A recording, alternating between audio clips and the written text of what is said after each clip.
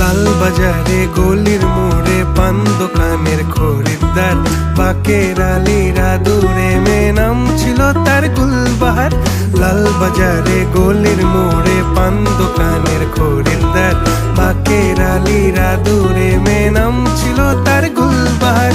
নাম ছিল তার গুলবাহার, দেখতে ভারী চমৎকার, তুলনা যে হয় না তার হোসনে আরা গুলবাহার। বাকের আলীরা দূরে মেয়ে নাম ছিল তার